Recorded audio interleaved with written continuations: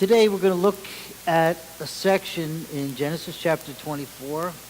Sometimes when we read through the scriptures, it seems like the Bible goes into great detail about things that we might not ordinarily think about or we might kind of gloss over. But Genesis chapter 24 is pretty much, the entire chapter pertains to the search for a wife for Isaac. That's the main theme in the chapter, but there's some really incredible principles that I think we can pull out of this chapter as well. Genesis 24 is also just, my grandson's into saying fun facts. I'll come up to him and say, hey, I have a fun fact for you.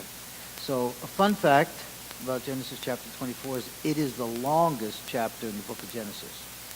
So logically, you would assume, presume, hope, I hope you're hoping that this would then be the longest sermon that you're going to hear in the book of Genesis. But I want to assure you that if you cooperate, we should be out here by 2:30 or 3 o'clock. So let's do your part and we'll keep moving along. Actually, in order to keep the animosity level down, this chapter's been divided into 2 parts, so you can rest easy. Let's pray before we look at this text. Father, thank you so much for your word. It's unbelievable. The more we study your word, the more amazed we are of you, of your plans, of your purpose, of your love for us, and just what a great gift that it is to us. I pray this morning the Spirit of God will fill us, that we might be able to see your word and to understand your word and to take away the principles from your word that you desire for us. Thank you so much that we have the opportunity to study your word. Give us wisdom this morning, and I ask this in the name of our Messiah. Amen. Chapter 24 starts out, we'll just look at verse 1 for a few minutes because I think it's a noticeable verse. It says, Moses writes, "Now Abraham was old, advanced in age, and the Lord had blessed Abraham in every way." When we see Abraham here, he's probably around 140 years old. He's going to live to be 175, but obviously he doesn't know that. But he's 140, he's old, Moses said. He's advanced in age. He had been living in the land that God brought him to for 65 years. When you get older, you look at things in a different way. My mom always, whenever I said to my mom, I'm old, my mom said, no, I'm old. And I said, no, Mom, I'm old, you're elderly. That's the difference. Abraham's old. And as you get older, you look at life in a different way. Your perspective changes, and that's what I'm thinking about here. I can identify with Abraham. When I was 20 years old, if one of my friends died, it was obviously a sad thing, but it was weird. What an unusual thing. Now that I'm almost 65, if one of my friends dies, it's just as sad, but it's not so weird. It's kind of the way things are going. Dave spoke last week about Sarah's death. And we see here Abraham, he's an older man.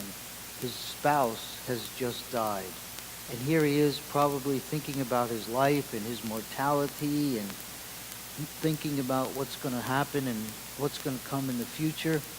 And he starts to think about these things, and he starts to think about what he needs to do with the time that he has left.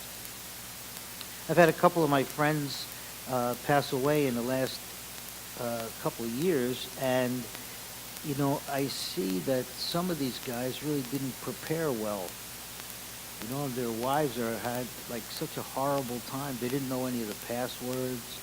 They didn't know if the husband paid the bills, how the bills were paid. They didn't know where you hide a key for something or who you dealt with for this or that. And it's just makes a sad event become a really difficult event. And I think this is kind of the thing Abraham's thinking about. His wife died. He's moving on. What's he going to do? He had some important things that he had to do. And one of them is that he had to find a son for his wife Isaac. It's very important. Sorry. Yeah, I've been watching CNN lately. Um,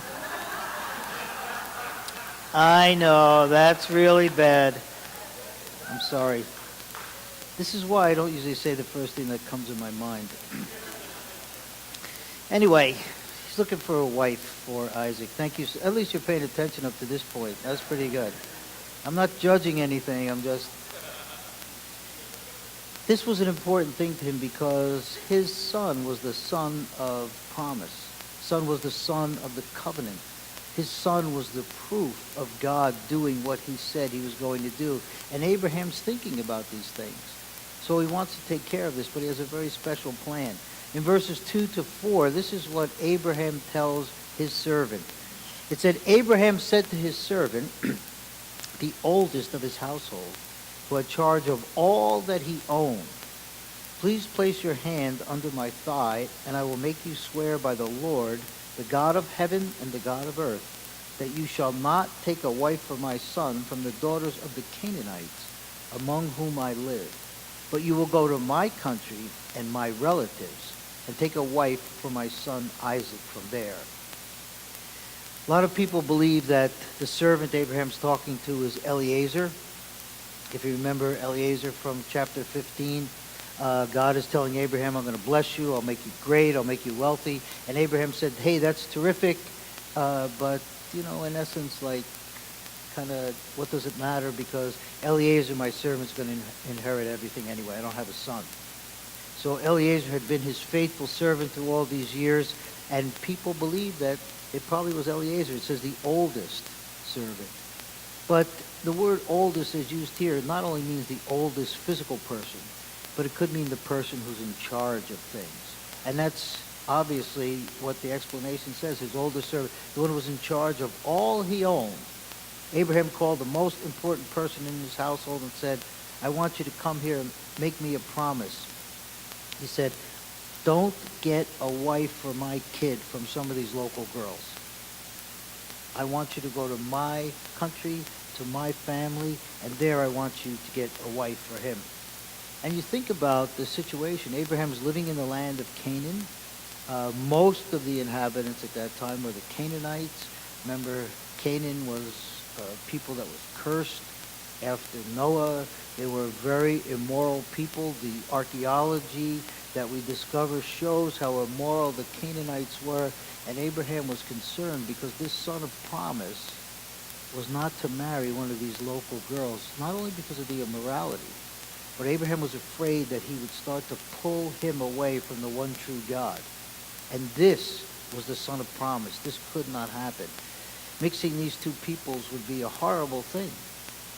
Sometimes as we go through the book of Genesis, we see the practice of the Canaanites. We see that God is allowing them to live their life until ultimately he brings judgment upon them. And can you imagine Isaac being married to one of these local people and God coming in to bring judgment on those people? Can you imagine the difficulty in the family and how all these things going to be done? Abraham said, no way. You have to get a wife from my own people, my own place. Now, humanly speaking, it would have been smart for Abraham to look for a local girl. When you see through biblical history and also through history of nations, many times the leaders of one nation will marry their son or daughter to leaders of another nation in order to make a political alliance. If your daughter's living in a kingdom or your son's living in a kingdom, you're not going to argue with them or have a war with them. Solomon did that. I mean, I don't remember, 700 wives, 300 concubines. He had all these. He's trying to make himself safe, humanly speaking, by making all these alliances. And it would have been smart for Abraham to do the same thing. He was a great person, but he was still a small group of people in a nation that surrounded him. But Abraham didn't want to do that. He was more concerned about God's plan and God's future and God's will than he was. And here we see too, because we've seen some instances in Abraham's life where he's a little nervous, doesn't trust God 100%. When he gave his wife Sarah, when he makes different deals. But here we see that he's really trusting in God. He's come to that point in his life where he doesn't care what the physical realities are. He's going by what he knows to be true with his relationship with God. And Abraham makes the servant take an oath. And the way that this oath is made seems unusual to us today, that he said, I want you to make a promise to me. Place your hand under my thigh. There's many different explanations of what this means. Some people believe that it was a reminder of the covenant of circumcision. Remember, Abraham was circumcised. Everybody in his household was to be circumcised. And that was a sign of the covenant between God and the people of Israel.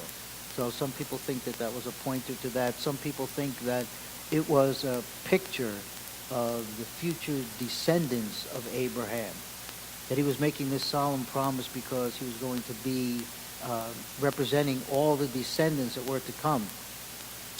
We really don't make promises this way anymore. If Mickey asked me to come over his house and help him with something, and I said, yeah, I'll be coming over, and Mickey said to me, no, it's really important. I said, yeah, okay, I'll be there. Well, I want you to promise me you'll be there. Put your hand under my thigh and tell me that I would say, all of a sudden, I remember I have to do something else, as bad as I would have to be there. But it was a solemn promise. It's the same, the exact same thing is done at the end of Genesis. Remember when Jacob goes down into the land? Joseph goes down, he becomes the second leader in all of Egypt. And then he calls for his family to come down. His brothers come down, and his father Jacob comes down.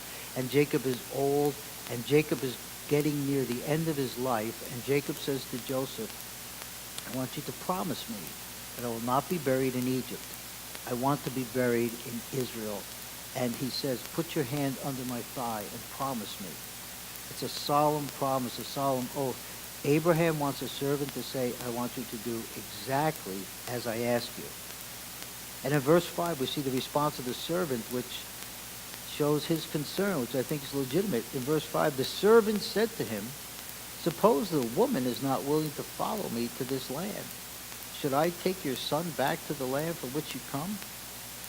The servant wants to cover himself, What happens if she says no? Like, I'm making this promise to you. What happens if I can't find anybody? What do I do in that case? Should I take Isaac over there and let him pick out somebody for himself? And we see Abraham's response in 6 through 8, a really strong response. Abraham said, beware that you do not take my son back there. The Lord, the God of heaven, who took me from my father's house and from the land of my birth, and who spoke to me and swore to me, saying, to your descendants I will give this land. He will send his angel before you, and you will take a wife for my son from there. But if the woman is not willing to follow you, then you're free from this oath. Only do not take my son back there.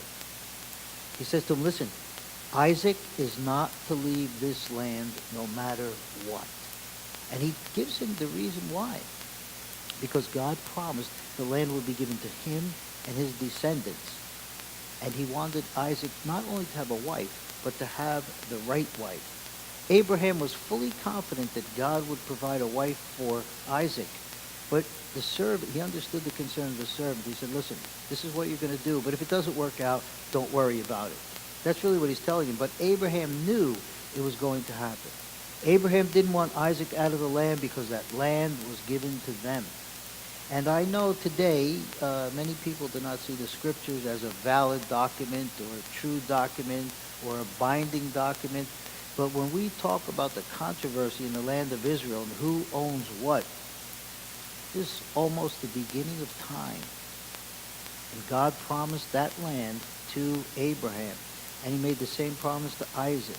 The land will be yours and your descendants. He made the same promise to Jacob. The land will be yours and your descendants. And it's such a big deal to Abraham that he does not want Isaac to go out of the land. And as we read through the rest of the book of Genesis, we see that Isaac never left the land of Israel his entire life. His father did. He made a few journeys into the land of the Philistines and Egypt. Jacob did. He went back to Mesopotamia. Isaac never left the land. It was very important to Abraham. And the land was very important to him. It said, so, verse 9, the servant placed his hand under the thigh of Abraham, his master, and swore to him concerning this matter. He took the oath, and he promised Abraham, his master, that he would do exactly as he was instructed. Understood the gravity of the situation. And then the next verse, we see the servant takes off. Verses 10 to 11, it says, then the servant took 10 camels from the camels of his master and set out with a variety of goods of his master's in his hand. And he arose and went to Mesopotamia to the city of Nahor. And he made the camels kneel down outside the city by the well of water at evening time, the time when all the women go out to draw water. He took the 10 camels, which he was going to need to bring some of the people with him, also to bring back the future wife. But the camels were loaded with goods. It says goods of every variety. That was going to be the bridal price, the dowry, that was going to be given to the father of this girl, or if he was not there, to the older brother. Same tradition that happened with Sarah and Abraham and Pharaoh. Remember, Abraham said to Sarah as they went down into the land, listen, don't let him know you're my wife. Say you're my sister. Pharaoh sees her, really digs her, wants her as his wife. So what does he do? He gives Abraham the cattle, the oxen, the servants. All that was the bridal price, the dowry given to Abraham, the older brother. Same thing's happening here. He's going and he loads up everything. Here, when you get the right woman, here's her dowry. So he loads up everything and gets to go. From where they lived in Beersheba to Nahor in Mesopotamia was approximately 450 miles. That is a heck of a journey.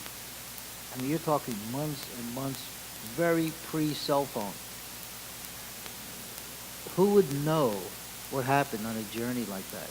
It took Abraham and Isaac, remember when they went to Mount Moriah, it was a 3-day journey, 60 miles, 20 miles a day. This is 450. That's a long journey in a car. They walked all this way. He gets to the city of Nahor, named probably after Abraham's brother. When he arrives, he goes to the well outside of the city at evening time. He brings the camels and he makes them kneel down. That's the way camels, many times camels drink, not all the time, but camel doesn't sit down, they kneel down. And they get down, they kneel down. He's waiting at the well outside the city at the evening when all the women come to get their water. So we have a really clear scene. This guy comes all this way to this city, to the country of Abraham's people. He gets outside, he's got a plan, and then he prays this incredibly specific prayer. I mean, this is amazing. Verses 12 to 14. He said, O Lord, the God of my master Abraham, please grant me success today and show loving kindness to my master Abraham. Behold, I am standing by the spring, and the daughters of the men of the city are coming out to draw water. Now may it be that the girl whom I say, please let down your jar so I may drink, and who answers, drink, and I will water your camels also. May she be the one whom you have appointed for your servant Isaac. And by this I will know that you have shown loving kindness to my master. Servant does a couple of things that I think are really impressive. The first thing is, people always used to say that when something came up, they would bathe the matter in prayer. I haven't heard that for a while, but that's really a good phrase. The task is enveloped in prayer. I'm certain that he had prayed on the way. He prays now. He puts everything in God's hands. Totally. That's what he does. And he says, I want to see your loving kindness to my master. This word in Hebrew, chesed, loving kindness, it's a special kind of love. I want you to show your special love to my master. And then he puts a very specific prayer out. We later came to call this, some people, a fleece, as a reminder of Gideon, when Gideon doesn't know if he should attack or not. So he takes the fleece from the sheep and he puts it out and he says one night, listen, Lord, I want the ground to be wet all around the fleece and the fleece dry. So he goes out there and the dew is all over except the fleece is totally dry. And then he puts the fleece out the next day and he says, listen, now I'd like the fleece to be wet and everything around it to be dry. So he gets up the next day and all the ground is dry, but it says he wrung water out of the fleece. That's how wet it was. So I don't know how we got that whole concept of putting out a fleece, but what it means is a specific prayer. This guy gives one of the most specific, detailed prayers I've ever heard. Now, a couple of months ago, I told you of an experience I had with this particular type of prayer, and I know that the second I start to tell you, you'll all remember because you hang on every word I say. Um, but, I'm known as being pretty handy, and we were and quickly cut through one of the electrical lines in the wall. And I called my good friend who told me, I've known this guy since high school, electrician. He said to me, that's one of the worst things you could do. I said, that's it? That's your advice? I don't know what to tell you. He goes, you're going to have to start to rip out sheetrock. No, come on. No, it's the worst thing you could do. He said there's a couple of fixes, but they're not A, safe, or B, legal. So you have a problem. So we were having the tile man come to tile the bathroom the next day. I don't know what to do. So this was my plan. What I did was I went down to Home Depot, and I parked in the parking lot, and I said, God, you know what I need. I need some electrician that's going to help me out with my problem. That's what I need. I don't know what to do. I don't know, but I want you to show me the right person. And 2 minutes later, these two guys come up to this truck, says electrical whatever on the side, and I went up and I told the guy the story, and the guy said to me, that's the worst thing in the world you could do. And I said to him, yeah, I know that. But I said, could you come to my house and just look at it? And the guy said to me, listen, he said, I'm telling you the truth. We work 12-hour days now. I'm so busy. I couldn't go over here in 2 weeks if I wanted to. And I said, well, I don't really live that far. Well, both those guys came over to my house, and the guy showed me the solution to the problem about pulling a wire through the wall, this and that. Anyway, I only had a little hole like this big in my wall, and it was solved. And is that a crazy thing? Who the heck goes to Home Depot and prays for some electrician that's going to come over your house for free and fix your problem? Like, that's insane. But when I read this passage, it reminded me that's exactly what this guy did. He was 450 miles away. That's far. That's far today. In that day and age, this is unbelievable. And what does he do? He sits down and he says, listen, this is what I want you to do. I want you to send me a girl who's the right wife. And this is the key. I want her to give me a drink of water, and then I'm going to ask her to water the camels. And if she says yes, I'll know that's the one you sent. That's pretty crazy, I think. I like it, but it's crazy.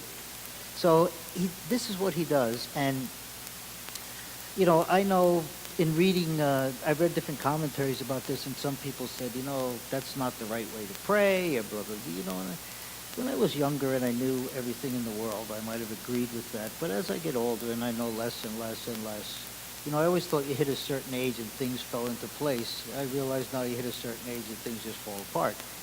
But I don't know. I think the issue is not the way we pray. I think the issue is that we do or should pray. God is amazing if we allow him to be God. And I think that's what this servant was doing. He came to God in perfect faith, and he said, I need you, and I need you to be God. And that's what he said. And God responded. And I think as long as we follow God's word and we don't make stuff up and we make God into our own image, I think we have the freedom to pray any way we want. And I feel that way, so I know it's right.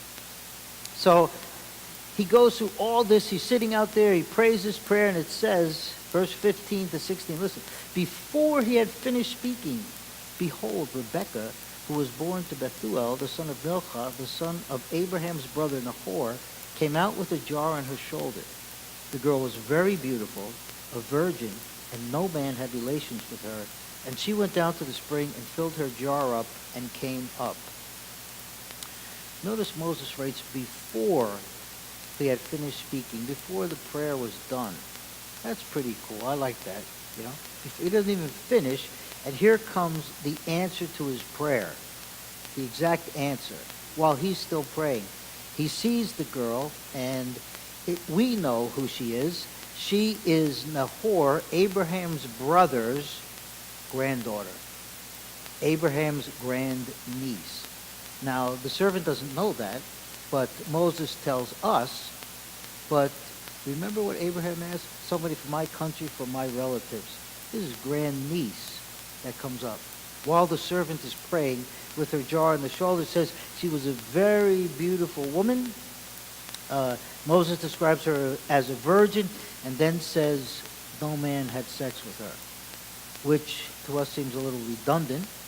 But in Hebrew, there's several different words for virgin. This one here that's used, Betula, means virgin, but also it has the implication of someone of marriageable age. So it's not just a virgin, but it's a woman who's a virgin and is of marriageable age. And just to make it crystal clear, Moses puts in, and no one had relations with her. And one of the reasons this is very important is because this is the line of the Messiah, remember? Jesus himself is to come out of this line. That's why it was a big deal when Abraham gave Sarah away. That's why the plague, if that's the right word, that God put on the household of Pharaoh was that nobody could have sex because Pharaoh couldn't. I don't know how that worked out exactly, but God was protecting the line. And here again it comes up, yes, this is a pure line all the way down to the Messiah. So Moses makes that clear for us. He sees this beautiful girl, and he puts his plan into action. Verse 17 to 20, it says, Then the servant ran to meet her and said, Please, let me drink a little water from your jar. And she said, Drink, my lord. And she quickly lowered the jar to her hand and gave him a drink. Now when she finished giving him a drink, she said to him, I will draw also for your camels until they have finished drinking. So she quickly emptied the jar into the trough and ran back to the well to draw and drew for all the camels. So the servant puts his plan to the test. And when he finishes getting his drink, before he asks her, she volunteers to get water for all the camels. Now, I am not a camel expert, but here's a fun fact. Camels, at one time when they drink 25 to 40 gallons of water at a sitting. Okay, so we are talking about 10 camels, talking about 250 to 400 gallons of water. This is not, if somebody said to me, turn on the hose and give me 400 gallons of water, I would find that to be a difficult task. However, this is a woman who's getting water from a well, putting it into a jar, and putting the jar into the trough to water all the camels. Can you imagine such a thing? It's the best I could find. The water jug that women carried around that time was about 3 gallons. So that would mean 80 to 100 trips back and forth to this trough. Can you imagine? I mean, this Rebecca is a superwoman. That's pretty incredible. And she did it. Yes, I believe certainly she was prompted by the Spirit of God to do that. But doesn't ask. Exactly like he prayed. Send this person, let her give me a drink, and let her volunteer. Can you imagine? Who would do that? Really? 80 to 100 trips to go. Who's going to volunteer for that? Let her volunteer for this almost impossible, annoying task. And Rebecca does it. Just exactly as he prayed. It's just amazing to me that this happened. It's the exact answer to his prayer. So it says, verse 21 to 25, meanwhile, while this is going on, it probably took, I don't know, an hour and a half, 2 hours. So while this is all happening, the man was gazing at her in silence to know whether the Lord had made his journey successful or not. Because it seems to us, obviously, because Moses gave us a little heads up, but he doesn't know. He doesn't know who she is yet. And she may have these qualities, but remember, Abraham wants someone from his family. The servant doesn't know that yet. So he's looking at her. He's wondering, is this the woman or not? And when the camels had finished drinking, the man took a gold ring weighing half a shekel, like 20.2% of an ounce, with a small nose ring, and then 2 bracelets, which weighed about half an ounce, for a wrist weighing 10 shekels in gold. And he said, whose daughter are you? please tell me, is there room for us to lodge in your father's house? And she said to him, I am the daughter of Bethuel, the son of Milcah, whom she bore to Nahor, your master's brother. That's what he's thinking. Again, she said to him, we have plenty of both straw and feed and room to lodge in. So he's looking at this woman. He's wondering how this is going to turn out. And before he really knows, he gives her these small gifts to him, small gifts, as a thank you for her doing that, because he doesn't know who she was. And then he asks her, and she goes through this explanation and said, I'm actually like the grandniece of your master. Do you imagine what's going on in his head? Like, that's just incredible. Absolutely astonishing. And then she said, can I stay at your house? I said, yeah, we have plenty of room. We can take care of you, the people that came with you, the camels. It's no problem. Here's the response of the servant in verse 26, 27. Then the man bowed low and worshiped the Lord. I think, people feel differently. I have no question this servant was also a true believer of the true God. I think he always speaks about his master's faith, but here we see his faith. He bowed low and he worshiped God. That's his response. And here's what he says. Blessed be the Lord, the God of my master Abraham, who has not forsaken his loving kindness and his truth towards my master. As for me, the Lord has guided me in the way to the house of my master's brothers. This is just beyond belief. It's exactly as I asked. It's exactly what I was told. He sees God working through Abraham's instruction. He sees God working through his prayer. And now he's here and he immediately bows and worships God. He makes a public display of his worship. I don't know who else was there besides Rebekah, but remember it says the women of the city came out to get water. I do not think they were alone. And he, in the midst of all this, he bows down and he worships God. He worships him publicly. Now, I don't know about you, and sometimes there's things that, I hesitate to say about myself, true or not, but I am not always like this. I am really not. Like, I will pray to God about something and God will answer me, and sometimes I'm so excited or so glad or so relieved that I forget to say thank you. And it's not that I never do, but I might think of it like an hour later or 2 days later.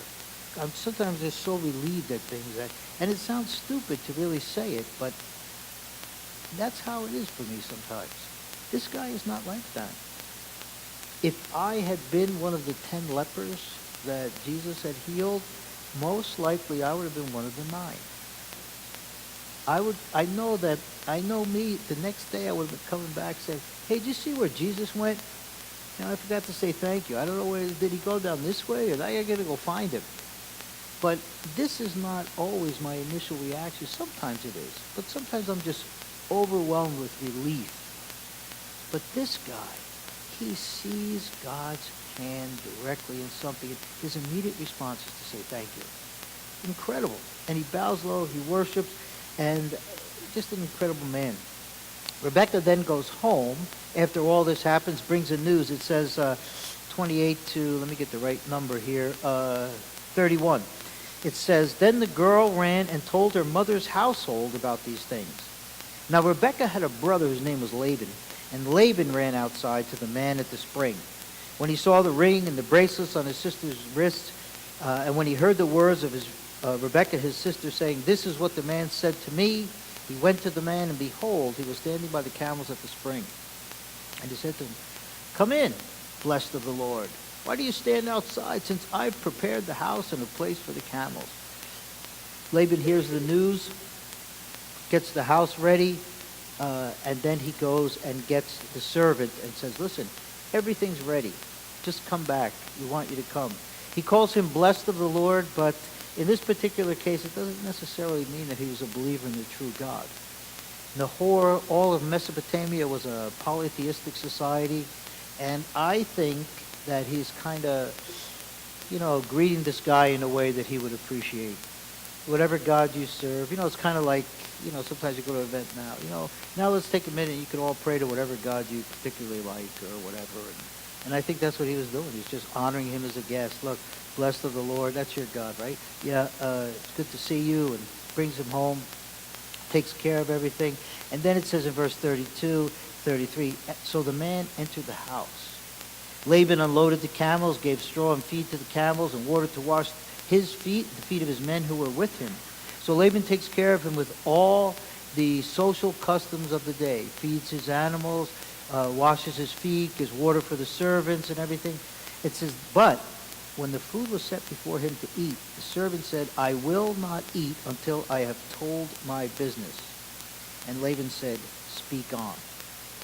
Laban takes care of everything, but the servant can't eat yet because he has something that's more important to him than eating. And that is that he was given a task by his master, and he wants to see it through to completion. He's left the house, Abraham's house, in obedience, traveled all that way in obedience, prayed to God in obedience, saw the answer, but he wants to make sure that this task is finished. It's more important than food to him. And then Laban ends with this short phrase. I call it the hip-hop verse, speak on. I'm like, speak on, brother, and say what you want to say. So this is the first half of this chapter, and I just want to look at a few quick things. There's so many applications to this, but the first thing for me is that God is always working on his plan. Always, regardless of the circumstances. No matter what may come up, God keeps moving forward with his plan. I believe that part of the death of Sarah, the reflection of Abraham, all these things were intended by God to have Abraham concentrate on what he needed to do. And that was to work on the plan of God. And this, for us, should be a comfort to me, especially at the time we live in, because to me at least, it seems like our society has come off the rails. Everything seems insane. Like, just absolutely insane to me when you look at things. And forget, we're a little older too. You have a perspective on things. You think back to the 50s and the 60s and the 70s and the 80s and the 90s, and it's insane now what's going on. The comfort to me is that God is continuing to work on his plan. He has his plan, and he's working on it. When we can't see him, when we don't know, when we don't understand, God keeps his plan moving ahead. And that's what he did with Abraham. He promised Abraham, through you, every family on earth will be blessed. Through you, I'm eventually going to bring the Messiah of the world to earth. And that's what's happening here. All these different things happen. God is continuing to move forward. The second thing for me that I really like in this is that God is intimately involved with those who follow him. Intimately involved in every little detail. In this story, Abraham, but mostly the servant, sees God's hand at work. There are some people who have a belief that they call the clockmaker theory about God. They do believe that God is the creator of the universe and everything in it.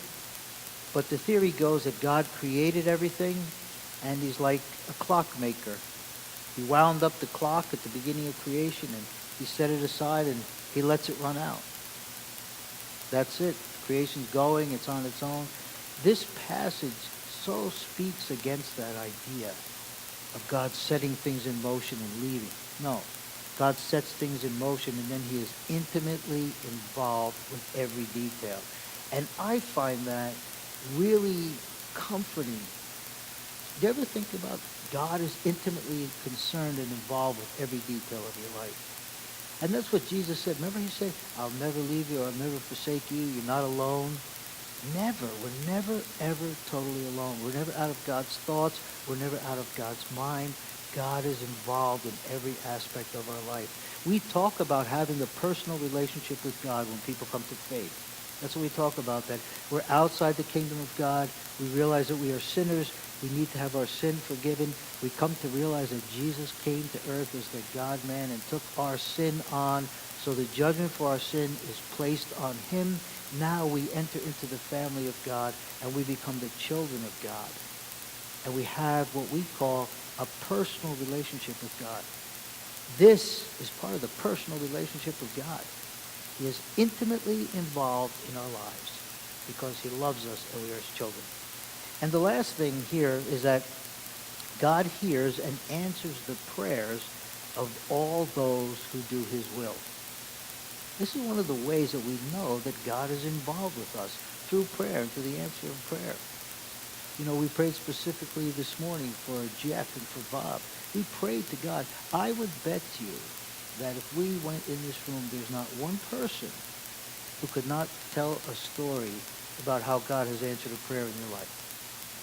Everybody, we all know it. And God hears and answers the prayers of those who do his will. Not every prayer is answered in the way that we like. And sometimes people use that as an excuse to say, well, God doesn't listen, or God isn't God. Or no, God is God. That's why he doesn't always do what we ask him. We are the servants. He is God. We see part of the picture. He sees the entire picture. God does answer prayers. It's true. Not every prayer is answered in this dramatic form, but sometimes they are. And the other thing is, that's one of the importance of the community of believers, that it might not have happened to you in the last month or so, but it's happened to somebody else. And we see God working. We always see God's hand. He's intimately of God, intimately involved. One of the reasons I think that we might not have as many answers to prayer as we would like is that we might not pray enough.